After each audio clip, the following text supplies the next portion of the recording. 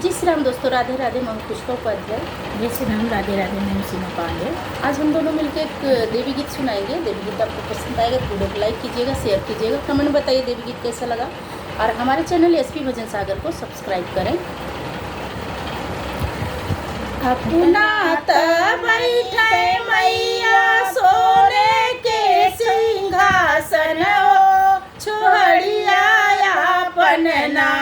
मैया घर घर घुमावे हो, छोड़िया अपना मैया घर घर घुमावे हो, छोड़िया अपना आवाना मोरी छोड़ी बैठा गोड़वरिया हो, कहो छोड़ी ना ओही गौवा कुशलतिया हो, कहो छोड़ी ना ओही गौवा कुशलतिया हो, कहो छोड़ी ना के करे ही घर माँ छोड़ी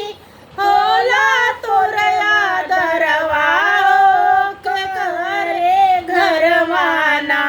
छोड़ी होला तोरा अपमनवा हो, के करे घर माना छोड़ी होला तोरा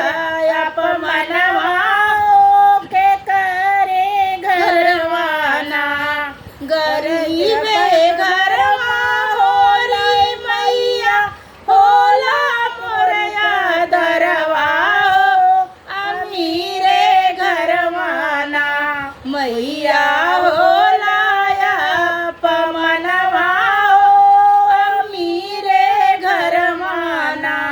मैया होला अपमनवा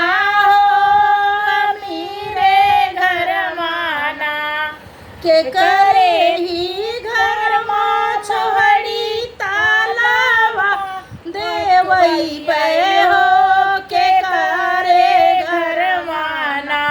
छोड़ी जय जय बोलई बे हो, के करे घर माना छोड़ी जय जय बोलई बे हो, के करे घर माना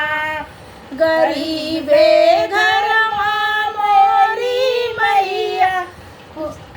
अमीरे घर माँ मोरी मैया तालावा ले आऊ हो,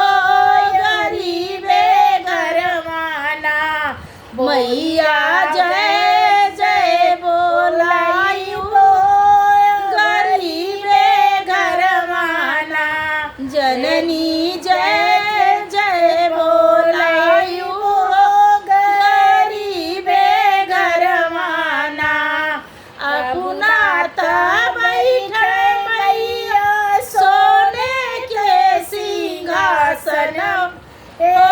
छोड़िया अपना मैया घर घर घुमावई हो, छोड़िया अपना मैया